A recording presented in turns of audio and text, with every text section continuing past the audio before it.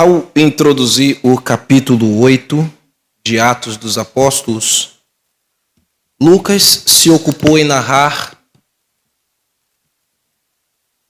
a truculenta perseguição religiosa que se instalou contra a igreja na cidade de Jerusalém. Era ali que a igreja havia nascido. Logo nos primeiros anos de sua fundação, essa igreja, nesta cidade, havia florescido. E depois desse florescimento, esse crescimento tão, maravilhoso, eles tiveram de enfrentar uma grande oposição. Essa oposição vinha dos judaizantes. Eles sempre se opuseram a todo e qualquer movimento que tocasse nos seus princípios religiosos, nas suas tradições. Eles sempre perseguiram Jesus. Eles sempre perseguiram os seguidores de Jesus. Aquela perseguição que antes era embrionária contra Jesus, seus discípulos, eu mostrei para vocês no sermão anterior que ela veio ganhando força, como uma espécie de gestação. Por isso que eu disse que era um embrião, uma perseguição embrionária. E ela foi tomando forma, até que ela nasce em um forte levante, liderado pelo opressor Paulo, com a sua ira assassina contra a igreja. E esse levante deu-se início no mesmo dia em que Estevão foi assassinado. Foi executado brutalmente por apedrejamento. E vimos como era o modus operandi de Saulo, ou Paulo. Esse homem desfrutava de grande hegemonia, nós falamos sobre isso, entre esses religiosos judaizantes, porque ele era um ilustre aluno de um rabino muito conhecido e proeminente daquela época, Gamaliel, o nome desse rabino. Ele era alguém que, o Saulo era alguém que na sua época se avantajava a muitos que eram estudantes também do judaísmo e principalmente da seita dos fariseus. Lucas narrou a maneira como Saulo, tratava a igreja do Senhor e perseguia os nossos irmãos. Ele entrava de casa em casa, como nós vimos, e ele arrasava famílias inteiras, arrastava homens, mulheres, e eu disse a vocês que isso incluiria ali qualquer faixa etária. Homens, mulheres, adultos, idosos, mesmo crianças. E eles os lançavam no cárcere. O seu zelo religioso agia com tanto requinte de hostilidade e os nossos irmãos padeceram muito. E este Saulo, ele não apresentava nenhum tipo de compaixão, nenhum tipo de misericórdia a quem contrariasse, como eu disse, a sua religião de obras, que era a religião do judaísmo desse tempo que Paulo vivia, que a gente chama de judaísmo do segundo templo. Eu lembrei aos irmãos que nós devemos estar preparados para momentos assim, de perseguição que a igreja contemporânea pode enfrentar a qualquer momento. Que tudo que devemos fazer é mantermos firmes em nossa fé e confissão. Porque o que vemos até aqui, as coisas que vocês ouvem na mídia, ou perseguições também que já estão acontecendo em ritmos que estão crescentes, em países que nossos irmãos são perseguidos e mortos também, tudo isso ainda, meus irmãos, podemos chamar também de um caráter embrionário. Ainda haverá algo maior. Nós devemos estar preparados sempre para o pior momento.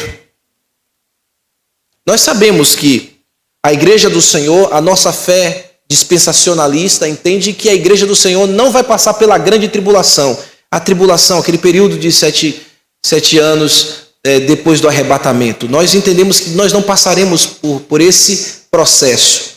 Alguns outros irmãos de outras linhas teológicas, também respeitadas, entendem que passarão, mas nós entendemos que não.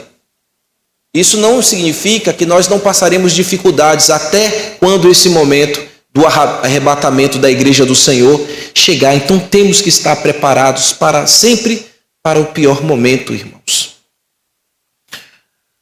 E assim como aqueles irmãos piedosos que vimos no sermão passado, que batiam no peito, que demonstravam coragem e batiam no peito no momento em que eles estavam sepultando o nosso irmão Estevão, aquele sinal, como eu disse a vocês, de bater no peito era algo cultural entre eles e eles estavam protestando. Eu disse para vocês que nós protestamos também, não levantando bandeiras ideológicas. Nós protestamos a Deus em oração quando nós levamos as nossas causas a Deus e colocamos diante do Senhor as coisas que têm nos afligido, as perseguições ou as perseguições embrionárias que nós já vivemos aqui. Nós levamos a Deus em oração e assim como Deus deu consolo à igreja, consolou aqueles homens piedosos, Ele continuará consolando a nossa vida. Toda vez que formos a Ele em oração e confessarmos as nossas dores, entregarmos a Ele os nossos sofrimentos. E um dos pontos mais importantes que nós também tratamos aqui foi saber que o propósito divino estava acontecendo concomitantemente àquela perseguição.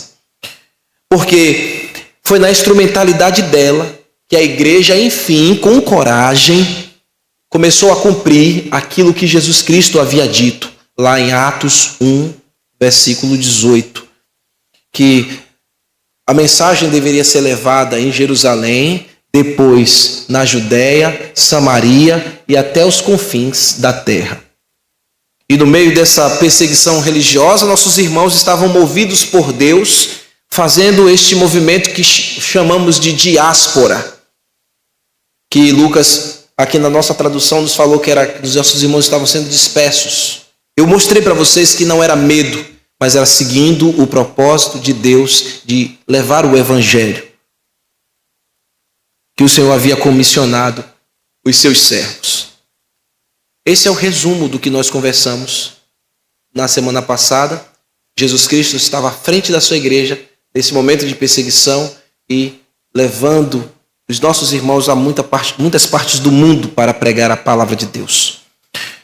Nesta manhã, nós veremos o historiador Lucas introduzindo mais um personagem em seu relato histórico. Na verdade, ele vai chamar novamente um personagem para esse quadro aqui, que ele já havia mencionado a capítulos anteriores. E nós vamos ver aqui nessa narrativa. Este personagem, ele seguiu também esta diáspora, que os irmãos já sabem. Os irmãos em Cristo Jesus espalhando o evangelho no mundo. Ele seguiu essa diáspora e Jesus o capacitou para que ele levasse o evangelho até uma cidade muito específica. E quando ele chegou ali, na verdade não era a presença deste homem, mas era a presença do evangelho naquele lugar, que proporcionou manifestações miraculosas, e o resultado foi que aqueles habitantes daquela cidade tiveram grande alegria, e eu acredito, eu creio no Senhor, que houve muitas conversões ali naqueles dias. O tema desta manhã será: o Evangelho chega em Samaria. É o ponto aqui da nossa reflexão esta manhã. E vamos ler o capítulo 8, verso 4 ao verso 8. Vamos nos pôr de pé para a leitura da palavra de Deus.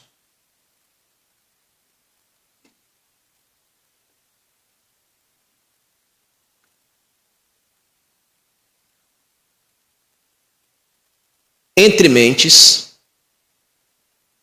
Isso aqui é um advérbio de tempo. para os leitores ficarem localizados com o fluxo do texto. Funciona também como uma espécie de conectivo, mas é mais um advérbio de tempo para mostrar que um processo está ocorrendo, acontecendo em determinado momento. Entre mentes, os que foram dispersos iam por toda parte pregando a palavra. Filipe, descendo à cidade de Samaria, anunciava-lhes a Cristo. As multidões atendiam unânimes às coisas que Filipe dizia, ouvindo-as e vendo os sinais que ele operava. Pois os espíritos imundos de muitos possessos saíam gritando em alta voz, e muitos paralíticos e coxos foram curados. E houve grande alegria naquela cidade, e grande alegria naquele lugar. Vamos orar, irmãos. Te bendizemos, Senhor, pela porção da tua sagrada Escritura. Queremos te agradecer pelo Senhor ter preservado a tua palavra. Ao longo de muitos anos, o Senhor, na tua providência, preservou esse escrito revelacional até os nossos dias, Senhor, para que possamos colocar os nossos olhos, os nossos corações na história, no tempo, no relato verídico e também, Senhor, infalível da tua palavra, da tua sagrada Escritura. Ela, Senhor, é quem nos alimenta, que nos encoraja e que nos conduz, Senhor, como a igreja do Senhor deve agir e proceder nesta presente época. Foi para isso também que o Senhor preservou a tua palavra, para que nós possamos te conhecer, conhecer a tua vontade, saber o teu propósito em nossa vida. É por meio dela que o Senhor se revela a nós.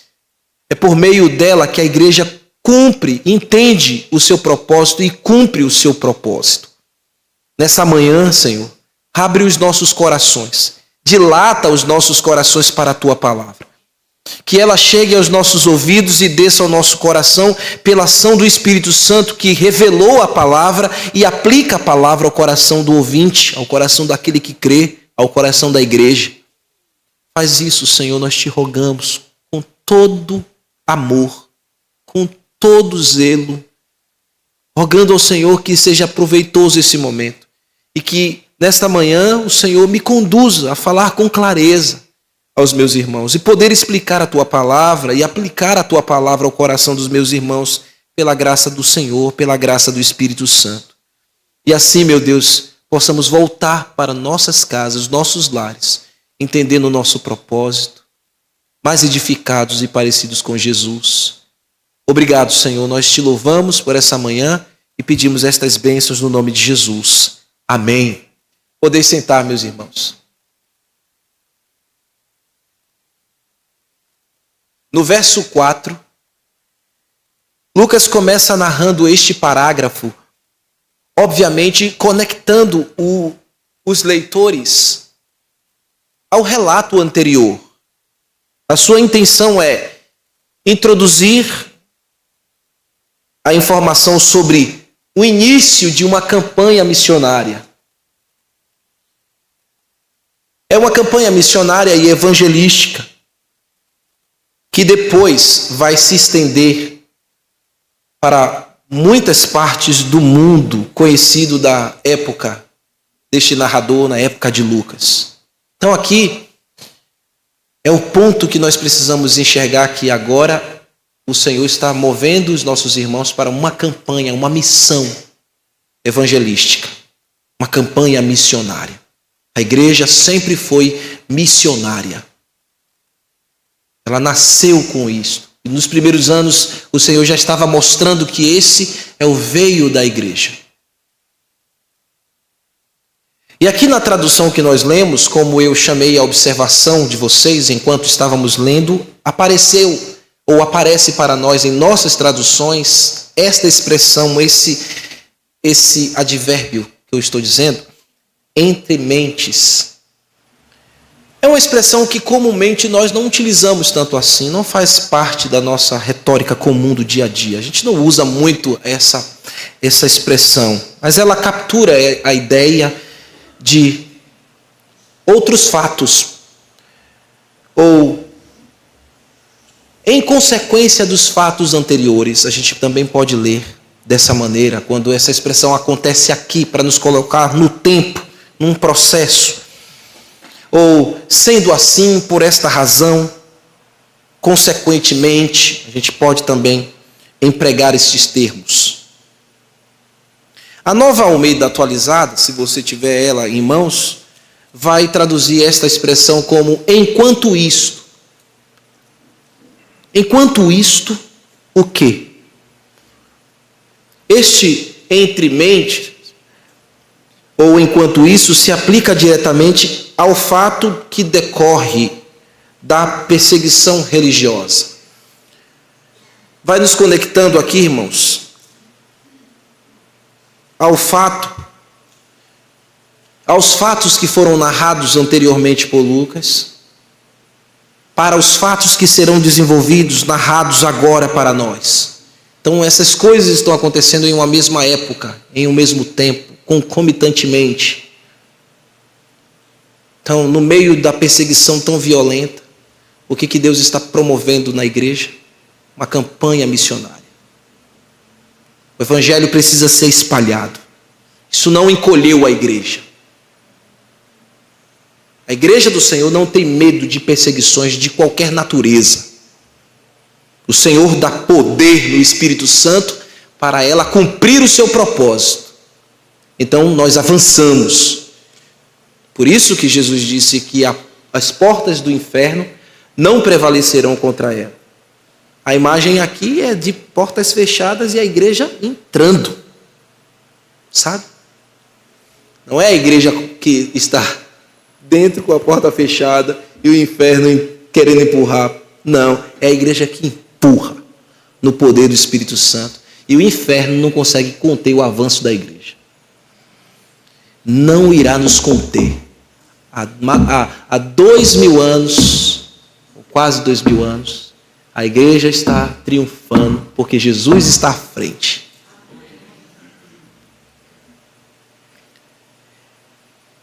E o que se seguiu concomitantemente à perseguição, como vocês já sabem, é o que vimos Lucas falando aqui no verso 4. Os que foram dispersos, entre mentes, os que foram dispersos, iam por toda parte pregando o evangelho, ou pregando a palavra. É a diáspora. A diáspora está acontecendo no mesmo período, nesse mesmo tempo, onde os cristãos da igreja de Jerusalém, em sua grande maioria, eu expliquei para vocês que não foram todos, quando fala que todos foram dispersos, ali é uma figura de linguagem para a gente dizer que foi muita gente que seguiu esse processo, porque outros ficaram em Jerusalém para continuar evangelizando aquela região, os apóstolos ficaram lá. O objetivo era espalhar o evangelho por meio da pregação da palavra. O evangelho fiel é levado por meio da pregação. Não se espalha o evangelho por outra forma. A igreja verdadeira, ela leva o evangelho por meio da pregação.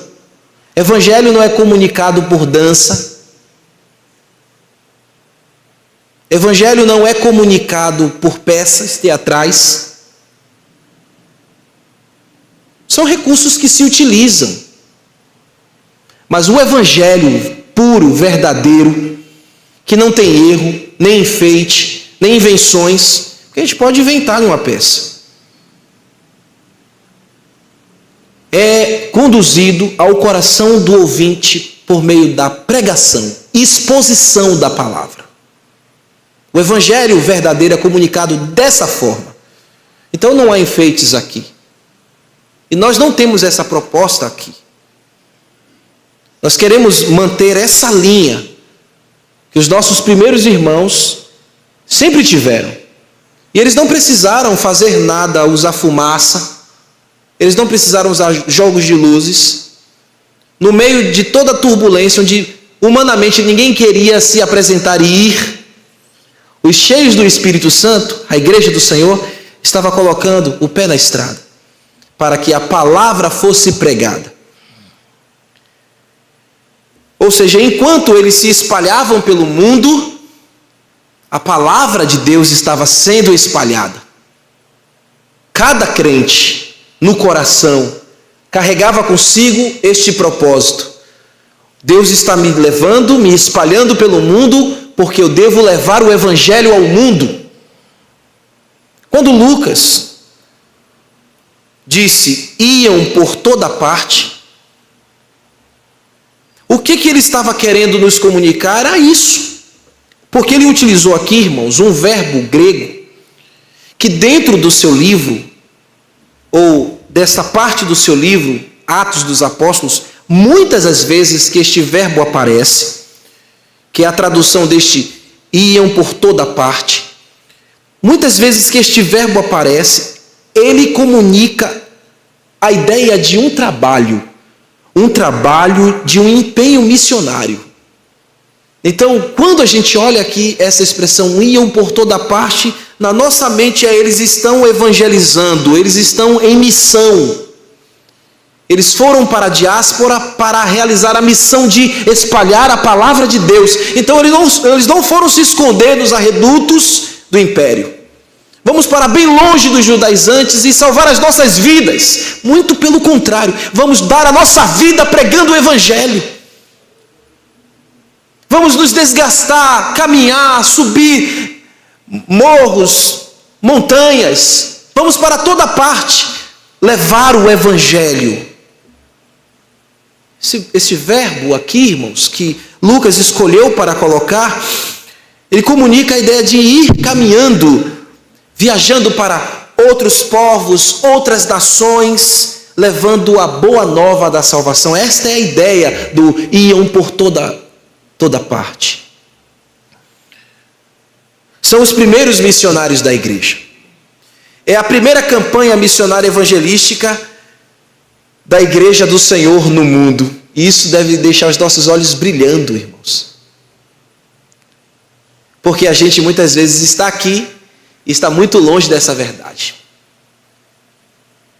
Estamos aqui, mas não estamos em missão. Lucas está lembrando o nosso dever, a nossa missão. Nossa missão é ir por toda parte. Nossa missão é levar a palavra de Deus, é pregar a palavra de Deus. Que Jesus te leve, que você seja espalhado, para que a palavra de Deus possa junto e assim alcançar corações. A igreja está preparada neste mundo para cumprir a sua missão, porque o Espírito Santo habita em nós. Espalhar o evangelho pregando a palavra da verdade. Enquanto a igreja do Senhor se move neste mundo, ela precisa levar em todo canto a mensagem de salvação, a palavra pregada. Então não se preocupe com outros meios que você vê por aí. Se preocupe em pregar a palavra. Preocupe-se em observar que a igreja em que você está, a igreja local em que você participa, ela se preocupa em espalhar o evangelho. Lucas não está se referindo aqui a um púlpito. Lucas não está se referindo aqui a um prédio. Lucas está se referindo aqui à missão da igreja. A igreja, como eu disse, que colocou o pé na estrada para pregar a toda criatura. Mas nós estamos convencionados a estar em um prédio e ouvir alguém por detrás de um púlpito. Nós estamos convencionados a isso. Eu não estou depondo contra isso, meus irmãos. Isso é bom, é importante, causa edificação. Esse formato é também muito interessante, é importante, mas não são esses formatos convencionais que eu acabei de falar a única forma do evangelho ser comunicado. Nós pregamos aqui no púlpito, transmitimos pela internet E muitas pessoas são alcançadas por essa instrumentalidade. Mas isso significa que é o único meio viável? Nossos irmãos não têm internet aqui. Eles não têm WhatsApp. O que eles têm são os pés. Se a internet hoje pode te levar para o mundo inteiro, sem muito esforço, esses irmãos tinham que fazer um trabalho muito intenso para levar o evangelho. Nós estamos vivendo em um tempo muito confortável, meus irmãos. Isso tem nos deixado muito preguiçosos na nossa missão. E a gente esqueceu de colocar o pé na estrada. A gente tem que usar os recursos que temos no nosso tempo. A gente pode e deve usar os recursos que temos no nosso tempo. A palavra de Deus precisa ir e chegar e alcançar as pessoas. No nosso tempo hoje a gente usa a tecnologia e tem que usar mesmo. Mas o ponto que eu quero chamar a atenção de vocês, nós que vivemos a era da tecnologia, nós que somos a era da conexão, o ponto aqui é o ide. Deus nos enviou. Deus enviou você. O ponto aqui é lembrar que somos a igreja do Senhor e que temos uma missão. Fomos comissionados para espalhar o evangelho, usando todos os recursos que temos à nossa disposição, usando recursos tecnológicos e usando o nosso próprio corpo, a nossa própria vida. Os recursos tecnológicos não podem excluir as outras formas convencionais também, como eu disse, púlpito, reunir pessoas, como também você abrir a sua casa. Quando foi a última vez que você abriu a sua casa para levar o evangelho? Que você quis fazer uma reunião informal para pregar o evangelho? Qual foi a última vez que você fez isso? Será que você fez isso alguma vez na vida? Será que você está preocupado com isso? Será que quando você vai lá na manicure, no seu cabeleireiro, você leva o evangelho em uma oportunidade, porque há muita conversa nesse momento? Eu sei porque eu já levei a Érica para a manicure e eu sei para o cabeleireiro que tem muita conversa. Mas será que nessa hora você aproveita o gancho para colocar o evangelho? Ou você fica com medo de ser mal interpretado? Mal interpretado. Será você, homem, quando vai fazer a sua barba, quando vai fazer o seu cabelo, será que nós aproveitamos esse recurso para levar o evangelho? Quando você vai à academia e vê o instrutor, a instrutora, os amigos, as pessoas, você prega o evangelho? Porque você tem a oportunidade naquela hora de espalhar a palavra. Na fila do mercado, na padaria, como também onde estivermos. Aonde estivermos, precisa ser um campo missionário. Precisa ser um lugar onde Cristo será anunciado. Talvez no início da tua fé você fazia isso em todo o tempo. E hoje você não faz mais. Volte a fazer, irmão.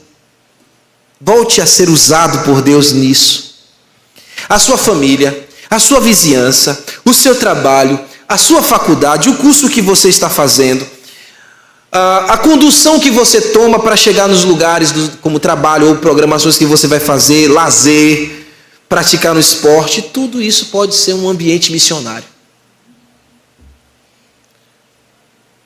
Então, querido, que o Senhor possa levar você por toda parte, nos levar por toda parte, porque o mundo está gemendo, eles precisam ouvir o evangelho.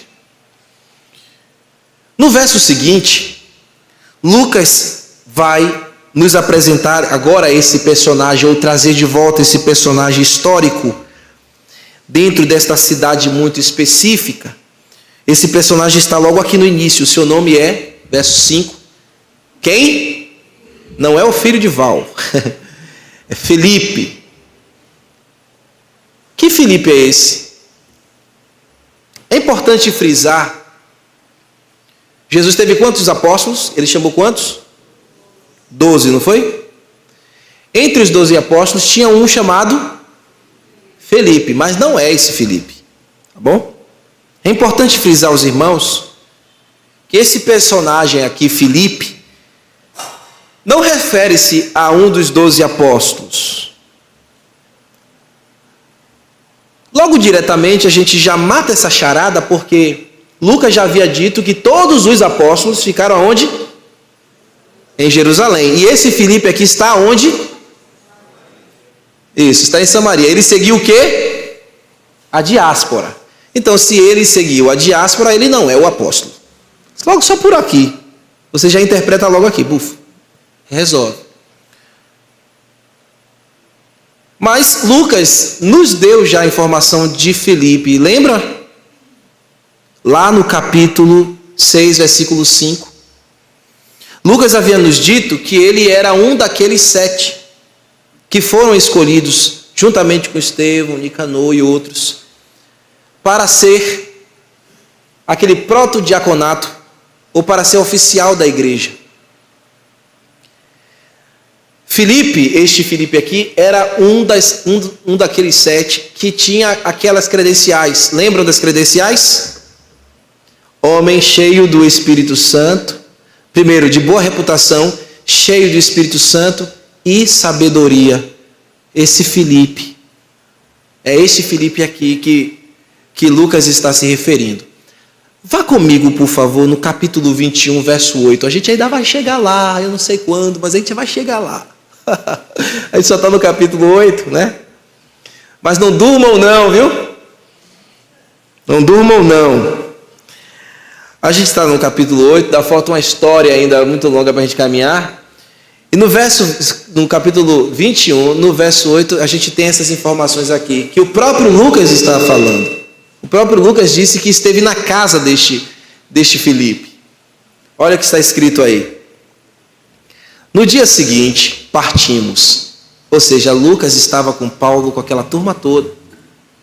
Isso que ele está colocando aqui, que partimos, ele estava junto. No dia seguinte, partimos, ele está narrando. E fomos para Cesareia. E entrando na casa de Filipe, aí ele vai dizer, o evangelista, coisa, né, linda, o evangelista, lembra que a igreja está em missão? O evangelista, que era um dos 7, e ficamos ali, fomos hospedados por ele. Então, além de ir pregar o evangelho, Filipe provavelmente era um grande hospitaleiro, recebia outros missionários. Ele está recebendo missionários aqui, e também a sua casa se abria para que fosse compartilhadas as verdades do reino de Deus. É provável, meus irmãos, que a igreja do Senhor enxergasse neste Filipe aqui a sua vocação. Por isso que ele foi chamado de evangelista. Porque em todo as escrituras, o único que levou esse título, assim propriamente dito, foi ele. A primeira vez que alguém é chamado de evangelista é Filipe. Então alguém olhava esse homem com esta vocação. Que possam olhar para nós com essa vocação. E sermos chamados de evangelistas. Sabe? E temos esse testemunho que este Filipe está tendo aqui. E Lucas continua um relato, volta lá para o capítulo 8, ele continua um relato dizendo que este Filipe, descendo à cidade de Samaria, anunciava-lhes a Cristo. A cidade, obviamente, Samaria, ela ficava ao norte de Jerusalém. Uma distância, meus irmãos, de mais ou menos 60 quilômetros, 60, outros dizem 63, 65, em média 60 quilômetros de distância. E dentro de uma condição normal da época, Filipe precisaria andar entre 2, 3 dias, saindo de Jerusalém até chegar a Samaria. Pense, mentalize aí esse processo. Deveria ser desgastante, mas ele estava muito empenhado em fazê-lo. essa viagem, que poderia ter sido a pé, nós não sabemos muito bem. E se fosse a pé, como eu disse, 3 dias seria essa dinâmica. Todo esse esforço que ele deve ter empreendido, e que ele empreendeu de fato, porque ele chegou em Samaria, ele sai de Jerusalém e vai para Samaria. Todo esse esforço que ele empreendeu para levar o evangelho até aquela cidade, pense comigo, caminhar por estradas simples, estradas sem muito progresso, estradas simples, terrenos montanhosos, clima extremamente quente, ter de enfrentar a dificuldade de precariedade de água potável, ter de enfrentar perigos de animais selvagens, como lobos, chacais, leões e outros. Todas essas dificuldades, no entanto, não roubavam a extrema alegria deste evangelista de levar a palavra de Deus. A cada metro que ele caminhava, para ele, para Filipe, valeu a pena. Vale a pena, irmãos, cada esforço, sofrimento que um membro da Igreja de Cristo faz para levar o evangelho.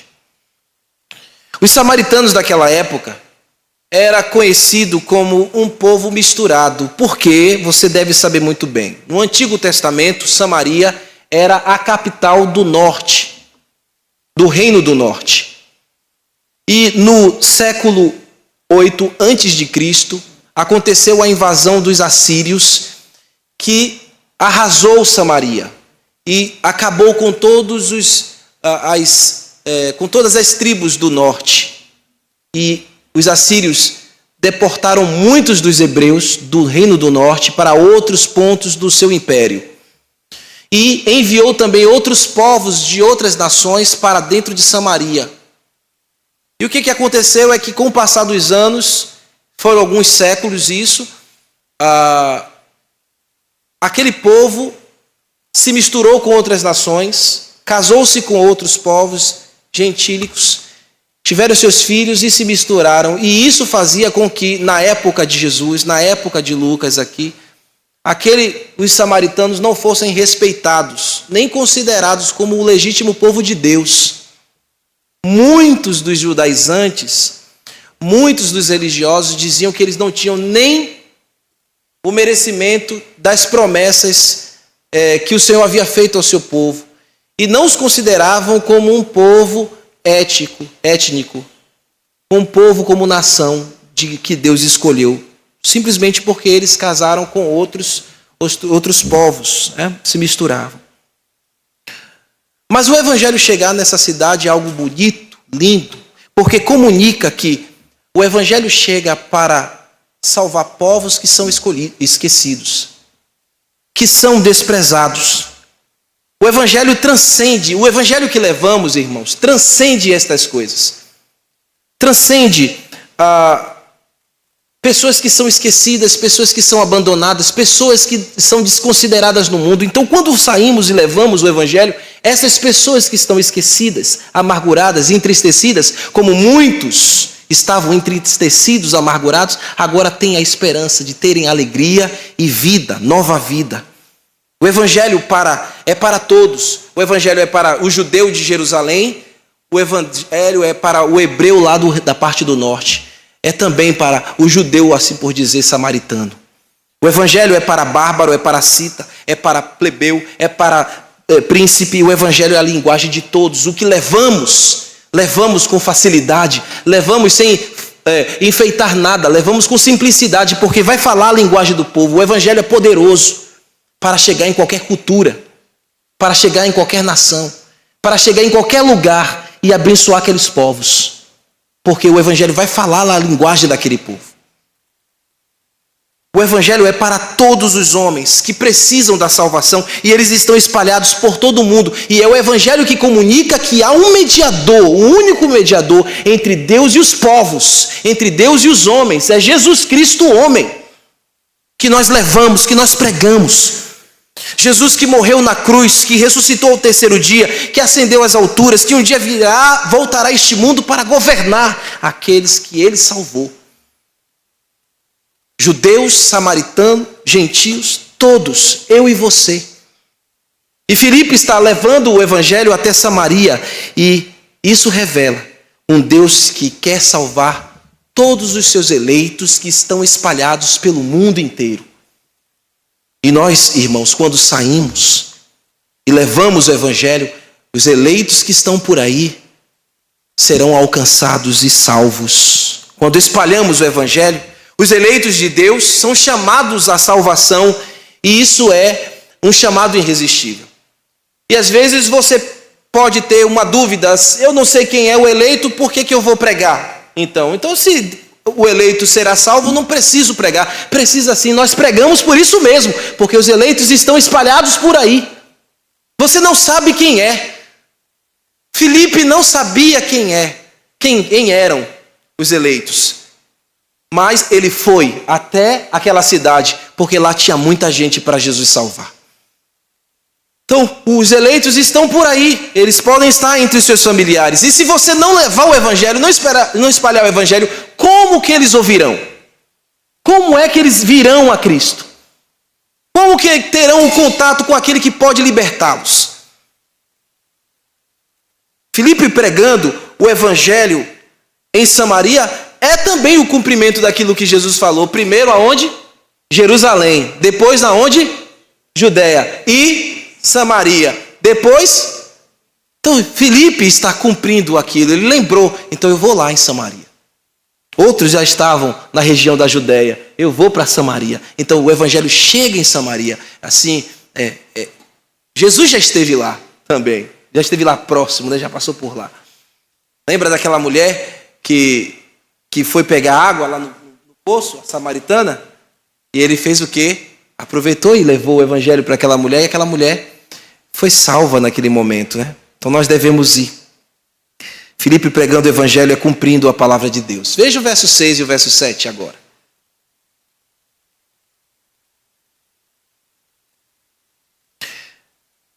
Aqui Lucas vai nos mostrar o que acontece quando o evangelho chega em um lugar.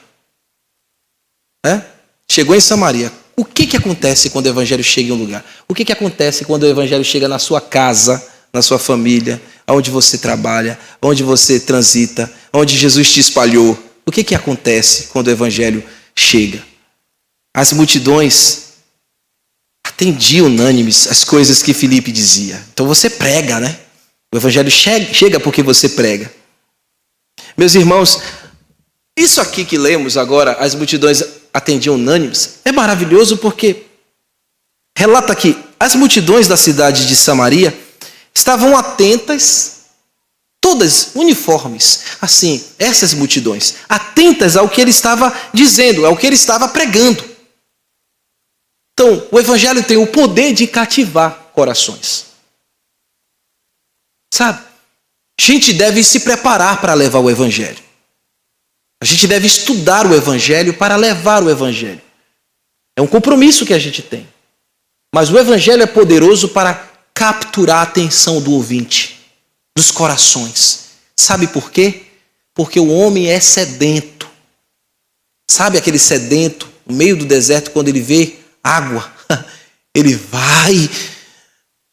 E assim é a mensagem, a pregação. Quando ela chega ao coração do sedento, ele é capturado por ela.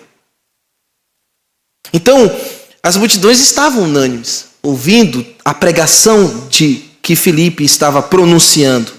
Como eu disse, suas mentes estavam cativas. Então, o evangelho, quando chega, ele captura a atenção dos escolhidos. Eles estavam dispersos lá, sem atenção, sem nada. Quando o evangelho chega, agora esse povo está ouvindo atentamente o que está sendo pregado. E isso é uma obra do Espírito Santo. Há preparo do comunicador. O evangelista está preparado para anunciar o evangelho. Mas é uma obra do Espírito Santo que as palavras que este homem está falando é que o Espírito Santo está agindo para capturar o coração. Então não tenha medo, prepare-se, leia e vá. Abra a sua boca, Deus a encherá. E o trabalho de capturar corações, a atenção, quem vai fazer é o Espírito Santo de Deus. E às vezes você está aí pensando, mas como é que eu vou? Filipe está preparado, Filipe era um dos 7, ele era cheio do Espírito Santo, ele era de boa reputação e sabedoria. E por que você também não pode ter nada disso? Você tem tudo isso também. E quando você abrir a sua boca, o Espírito Santo que habita em você é que vai fazer o trabalho de capturar a atenção do povo, dos ouvintes, das pessoas. Eles estão demonstrando aqui atenção, interesse por ouvir a palavra de Deus, e eles estavam concordando também, porque essa construção aqui, esta frase mostra que eles não estavam apenas ouvindo, mas eles também estavam concordando com aquilo que estava sendo pregado. Quando o Espírito Santo está trabalhando no coração de um eleito, ele passa a concordar com as verdades que é anunciada. Antes do Evangelho chegar com clareza, antes do Espírito Santo abrir o coração daquela multidão, talvez eles pudessem, se o Espírito Santo não agir no coração de ninguém, ninguém vai poder estar atento à voz de Deus, ninguém vai poder responder com atenção à palavra de Deus. Mas quando o Espírito Santo trabalha no coração, essas coisas acontecem. E isso acontece quando a gente também está pregando o Evangelho. Em decorrência da pregação do Evangelho, o Espírito Santo está atuando. Quem é a pessoa que vai lhe ajudar na pregação do Evangelho? O Espírito Santo. O Espírito Santo sempre está com os seus evangelistas. Ele vai garantir que a mensagem irá prosperar.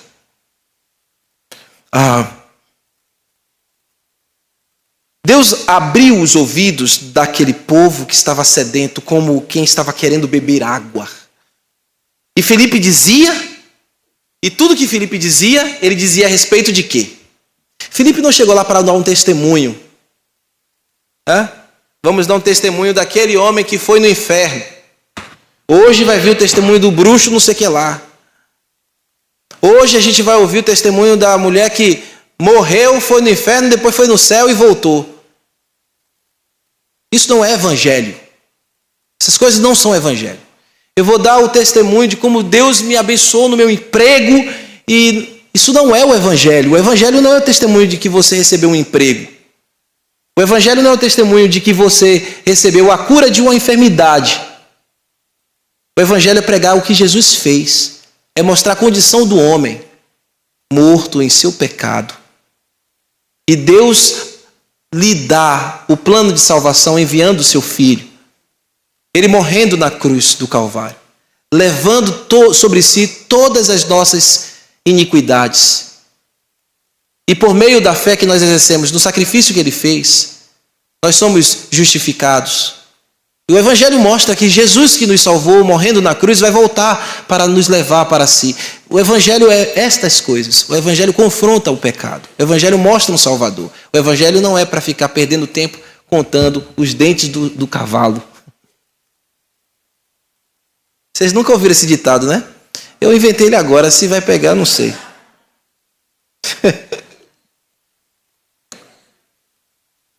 Quem é que fica contando dente de cavalo, né?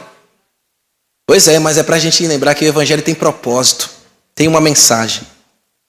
E às vezes tem gente que fica realmente contando dente de cavalo no púlpito. Só para a gente rir. Você já viu aqueles pregadores comediantes? E você... Aquilo nunca foi Evangelho. O Evangelho fere o coração, você sabia? O Evangelho tira o sorriso do rosto, muitas vezes. O Evangelho lhe faz chorar. E depois você se alegra, sorri. Mas o Evangelho tem essa faceta. Porque eles hoje querem só fazer você rir, se embolar de rir. Mensagem falida, não leva para nada, não edifica. Você quer dar risada? Vai a um show de comédia. Vai lá dar risada. Um show de comédia legal. Vai lá. Na igreja aqui não tem isso não. Embora eu falei aqui do contar os dentes do cavalo, né? Mas a nossa mensagem aqui é pregar o Evangelho. Então vamos lá. E a parte B do texto que nós estamos aqui, do verso 6, comunica que não somente a atenção foi capturada pela ação do Espírito Santo daquela multidão, ou das multidões, a gente não consegue mensurar quantos foram, mas eles estavam também vendo. E o que eles estavam vendo? Então o evangelho chegou, capturou a atenção, não é o Felipe chegou, como dizem aí, ó, o missionário fulano vai chegar na cidade, já viu isso? O profeta tanto vai chegar na cidade, o profeta vai estar aí, não é, meu Deus do céu. Eles chegam, mas o evangelho não vai com eles, não vem com eles. Eles enchem estádios, alugam estádios. No Brasil inteiro isso acontece. O cara do chapéu aparece e vai uma multidão. E não ouvem o evangelho, eles não ouvem nada, só ouvem baboseiras. E depois saem de lá extorquidos, com falsas esperanças. Eles estavam ouvindo aqui os samaritanos e vendo. O que eles estavam vendo aqui? Ouvindo-as, que eram as palavras, a pregação do evangelho, e logo durante a pregação do evangelho, eles estavam vendo o quê? E vendo os sinais que ele operava. Ele aqui era o Filipe que estava sendo usado por Deus. Deus vai usar alguém, um instrumento. Deus usa usa o que ele quiser. E Deus estava usando o Filipe para realizar aqui operações miraculosas. Eles estavam ouvindo o evangelho maravilhados e estavam vendo as maravilhas acontecendo diante dos seus próprios olhos. Eles estavam sendo testemunhas oculares também. Eles estavam ouvindo o testemunho e vendo o que Deus estava fazendo. E lembrem-se que todas as vezes que o evangelho era anunciado aqui nesse tempo, no período bíblico, milagres aconteciam para que propósito? Para confirmar que a mensagem que estava sendo pregada vinha de Deus. E o que o mensageiro que foi enviado por Deus. Então aquelas multidões estavam admiradas pela mensagem que aquele homem estava pregando e estavam sabendo que aquela pregação vinha de Deus porque Deus estava realizando milagres. Quando fala aqui que Filipe estava fazendo, não era ele, não era o poder dele, era o Espírito Santo que usava ele como um condutor. E quando o evangelho é pregado, milagres acontecem, meus irmãos, no coração dos ouvintes que estão capturados pela sua mensagem. Deus está fazendo isso. Então, enquanto Filipe pregava, sinais e maravilhas estavam acontecendo. Deus enviou aquele homem àquele lugar. Deus enviando você a algum lugar e você pregando a palavra de Deus, milagres vão ocorrer ali também. Porque a gente que somos cessacionistas e entendemos que não é mais dessa maneira que Deus faz as coisas, muitas vezes queremos encerrar a operação de Deus de milagres. Deus está fazendo milagres ainda hoje. Deus faz, não é assim. Não cremos dessa maneira. Não cremos que Deus vai usar dessa forma para fazer, mas Ele pode fazer. Não é o modus operandi de Deus hoje. Ele fez assim, mas Ele é poderoso e faz quando Ele quiser. A gente vê relatos assim maravilhosos ainda hoje. Mas quando é que os milagres acontecem quando pregamos o evangelho? Quando o pecador se arrepende. Quando ele abandona a sua vida de pecado. Quando ele despreza profundamente o que ele faz. Isso é milagre, porque humanamente ele não pode fazer. Quando ele olha para si, reconhece e abandona, então o milagre aconteceu no coração. Mas eles estavam vendo milagres e prodígios acontecendo ali. E o verso 7 vai nos dar isso de uma maneira mais detalhada. Não é exaustivo, mas ele vai dar um certo detalhe. O que ele diz aqui? Pois os espíritos, o que eles estavam vendo? Os espíritos imundos de muitos possessos saíam gritando em alta voz. Eles estavam vendo vultos, era isso?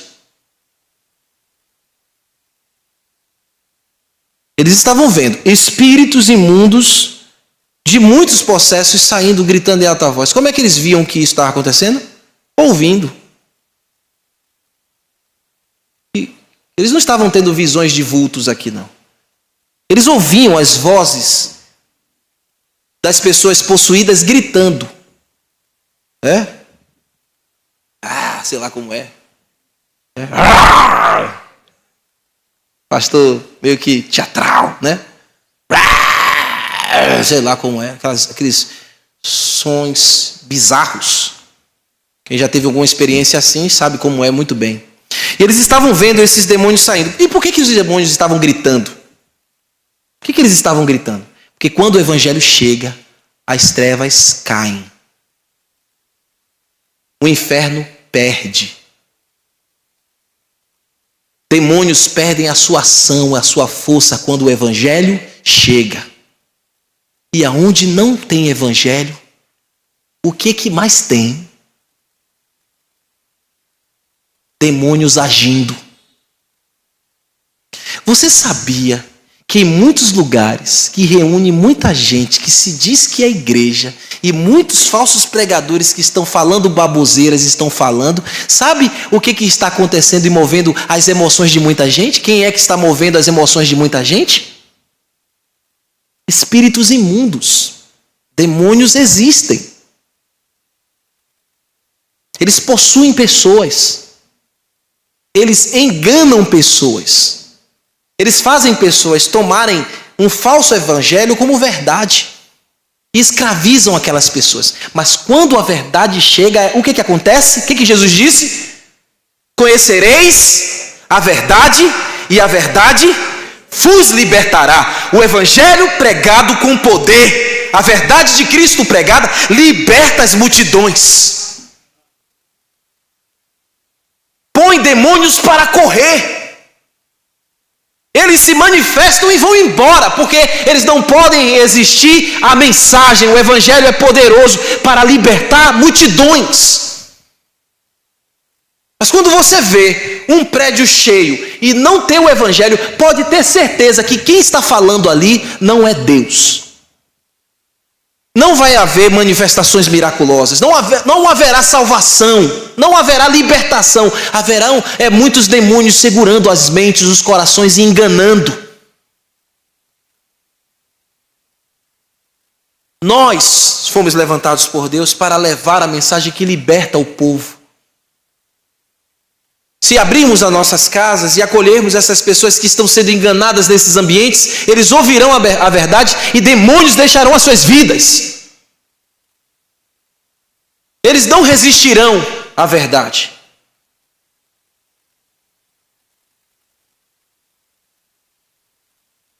A vida daquelas pessoas antigamente era só opressão. Mas quando o evangelho chegou, as trevas caíram. A luz chegou, a salvação chegou, a libertação chegou. Jesus chegou quando o evangelho foi anunciado.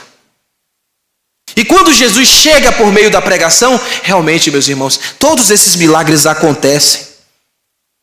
Os gritos dos demônios, ou usando as vozes dos homens para gritar, e ali referia-se à saída deles, era a prova de que eles estavam sendo derrotados, de que o império das trevas caiu ali na vida daquelas pessoas. E o verso 7, Lucas dá outro detalhe: muitos paralíticos e coxos foram curados. Muitos demônios que operavam para deixar muita gente assim, nessa condição, ao saírem, muita gente voltava à sua normalidade, recuperava a sua saúde. Que coisa maravilhosa, meus irmãos. Espíritos que estavam ali segurando. Eu não estou dizendo que uma pessoa está, e o propósito aqui não é esse, pessoas que estão aleijadas é porque estão endemoniadas. Não é por causa disso. Mas existiam muitos que estavam nessa condição por causa de ações demoníacas. Outros era porque também estavam enfermos, ou alguma coisa aconteceu que os levou dessa maneira. Mas a verdade aqui é que onde a mensagem de Jesus chega, milagres acontecem. E Samaria viveu um grande milagre. O poder do Espírito Santo também estava operando no físico, operando no coração. E o maior milagre, como eu disse a você, é quando o Espírito Santo convence o pecador de seus atos e ele se arrepende, abandona os seus pecados e abraça o Evangelho e conhece a Cristo. E eu acredito, meus irmãos, que nesse caminho aqui, que nesse processo, houve muitas conversões. Lucas não registrou isso aqui. Não está claro isso aqui para nós. Ele não colocou assim, como ele colocou em outros momentos, né? e muitos foram agregados à igreja do Senhor. Ele fez isso muito porque ele estava falando da igreja que estava florescendo lá em Jerusalém, né? Mas aqui agora ele está tratando e narrando o que está acontecendo na igreja espalhando. E como a igreja vai espalhar o evangelho, e Deus tem muitos eleitos por aí, salvação vai acontecer. E eu acredito que aqui teve salvação. Por que eu acredito que aqui teve salvação?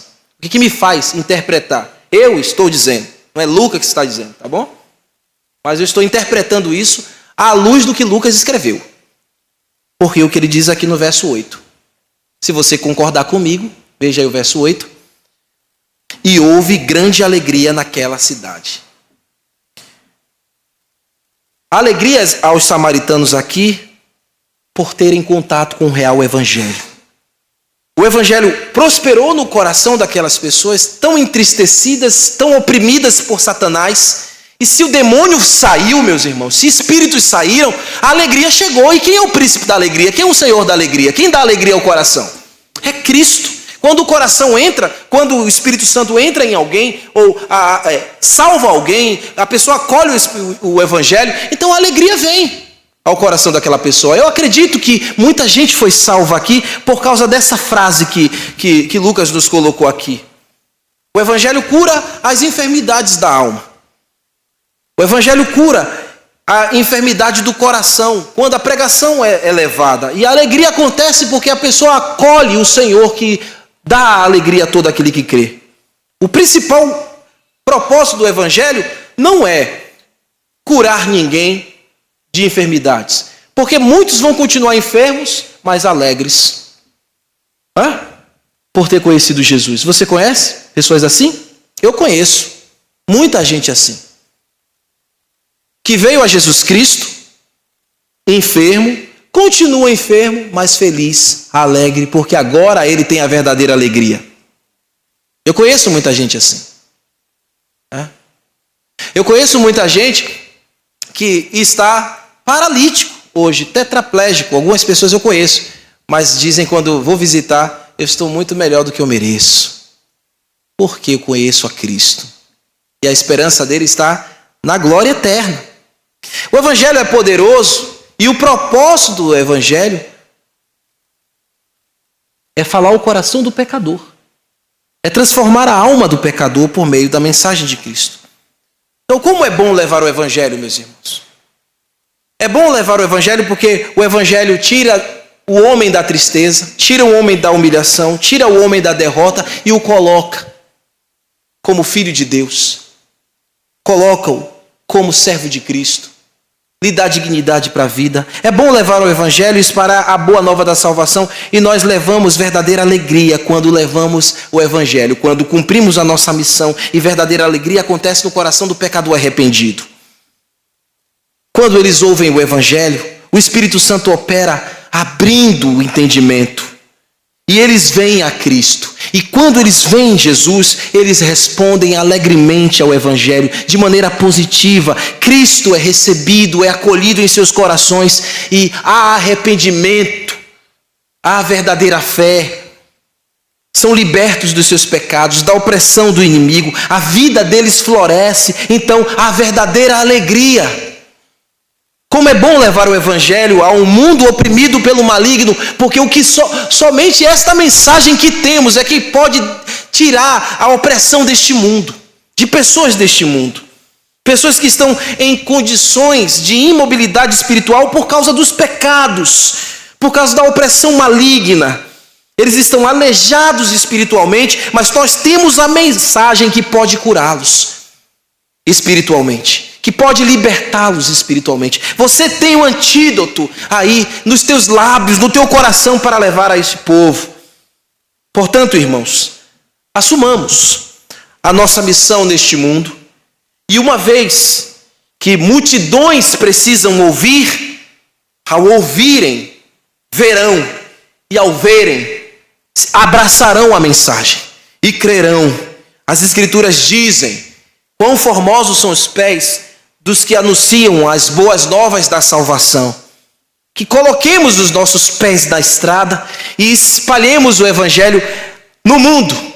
E milagres espiritualmente irão acontecer enquanto estamos anunciando e quem ouvir e for eleito por Deus, crerá. E enquanto pregamos o Evangelho, pelo poder do Espírito Santo, haverá salvação e libertação, e o diabo e as trevas cairão, e paralíticos espirituais se levantarão e olharão para a cruz de Cristo e renderão as suas vidas para Ele. O Evangelho entrega a proposta de uma geração liberta pelas ações dos demônios, liberto pelas ações dos malignos espíritos do diabo. O Espírito Santo opera o coração e lhes dá nova vida e resposta para todas as suas dores e para todos os seus males e lamentos. Que a igreja possa agir como Filipe agiu. Que Jesus nos leve, irmãos, como levou Filipe. E que nós possamos ver tudo o que nos cerca, os lugares onde nós estamos, como essa Samaria. Cumpramos a missão. Que Jesus seja proclamado e o seu nome engrandecido. Amém? Deus abençoe. Vamos